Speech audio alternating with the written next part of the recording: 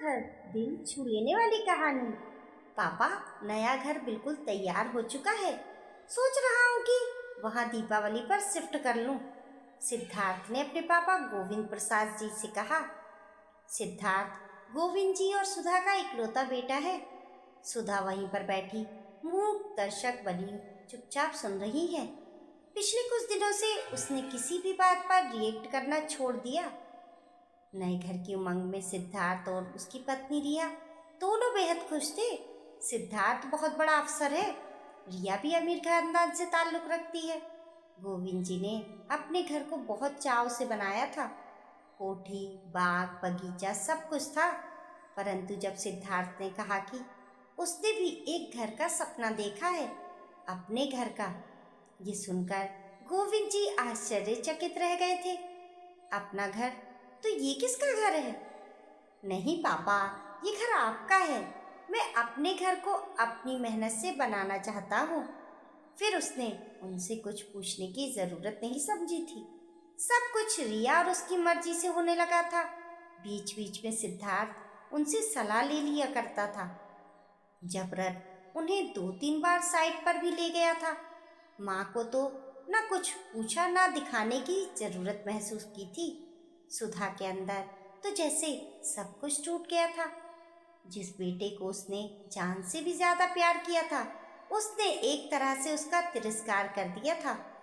तिरस्कार बोलकर ही नहीं, चुप रहकर भी किया जा सकता है, सुधा महसूस कर रही थी।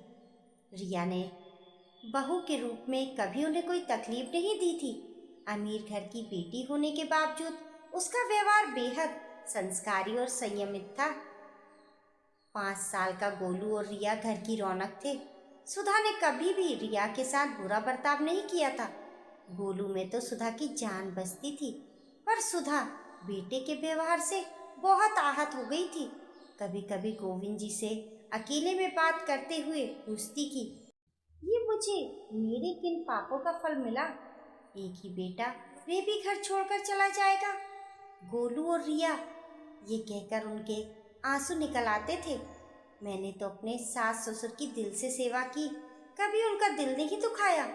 अम्मा जी ने तो अंतिम समय मेरे सिर पर हाथ रखकर आशीर्वाद दिया था कि ईश्वर हमेशा तुझे खुशी देगे। फिर पता नहीं हमारे परिवार को किसकी बद्दुआ लग गई।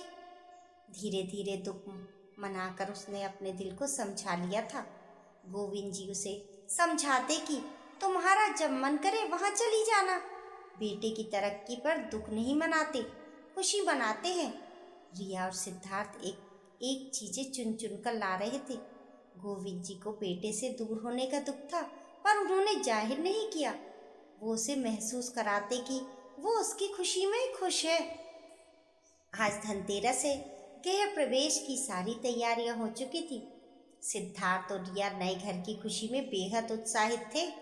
सिद्धार्थ सुबह सुबह नए कपड़े लेकर माँ पापा के रूम में आया।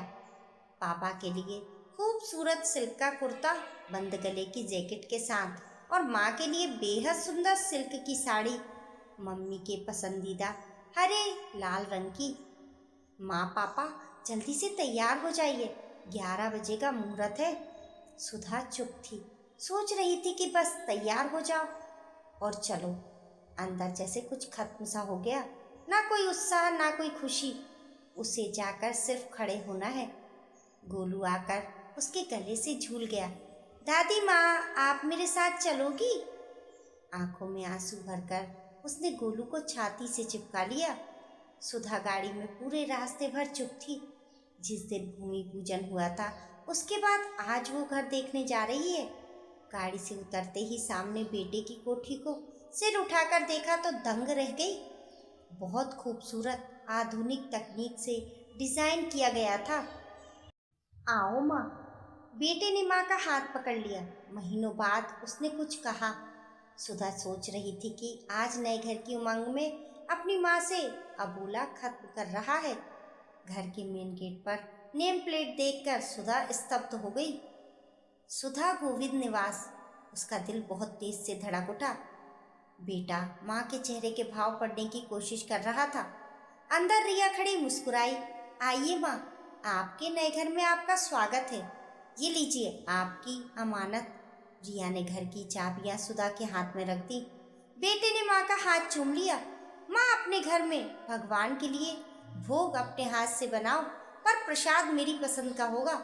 सुधा समझ ही नहीं पा रही थी क्या बनाऊं। सुधा की आंखों से आंसू टपक पड़े। हलवा बनाऊंगी, मेरे कान्हा जी की और तेरी पसंद का। पहले अपना और पापा का रूम देख लो माँ। सुधा को लगभग खींचते हुए रूम में ले गया। सुधा देख रही थी उस रूम में सब कुछ उसकी पसंद का है।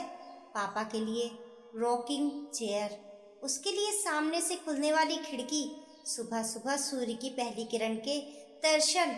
सूर्य भगवान को नमन करना ये उनका सपना था, जिसे वे कभी सिद्धार्थ से कहा करती थी। बाहर तुलसी जी का चोरा, जैसा वो हमेशा चाहती थी। अरे, ये तो उसका लगाया हुआ मनी प्लांट है। इसके लिए वे कितना परेशान हुई थी। माली ने उसे उखाड़कर गुलदाउदी लगा दिया था तो उसने माली को कितना डांटा था। तो मेरे बच्चे को सब कुछ याद था। उसका मन पुलकित हो उठा। कमरे की एक एक चीज को छूकर देखे थी। माँ, आपने क्या सोचा था? आपका राजा बेटा आपके बिना खुश रहेगा? रिया मुस्कुराती हुई कह उठी। माँ, आपका बेटा तो मेरे गोलू से भी छोटा है। माँ, सिद्धार्थ ने सुधा को बाहों में समेट लिया। आपके संस्कार इतने कमजोर नहीं है। आपने क्या सोचा कि आपका बेटा आपको और पापा को यूं ही अकेला छोड़ देगा? नहीं माँ, वो घर मेरा है जो पापा ने मुझे दिया, और ये घर आप दोनों का है जो मैंने आपको दिया है। गोविंद जी आश्चर्यचकित थे। पर बेटा, परिवार तो दो हिस्सों में बंट जाएगा ना? कैसे बटेगा पापा? ये घर मेरे ऑफिस के पास है, इसलिए वर्किंग डे पर यहाँ रहेंगे और वीकेंड पर वहाँ। मैं दादी माँ के पास ही सोऊंगा। ऐसा कहकर गोलू दादी के आंचल में छिप गया। सुधा आंखों में खुशी के आंसू लिए अम्मा जी का हाथ अपने सिर पर महसूस कर रही थी। आपकी इस कहानी के बारे में क्या राय है? हमें कमेंट करके ज़रूर बताएं। कहानी पसंद आने पर लाइक और शेयर करें। ऐसी ही अच्छी अच्छी कहानियों के लिए चैनल को सब्सक्राइब करना ना भूलें। मिलते हैं फिर एक नई कहानी के साथ। तब तक के लिए नमस्कार।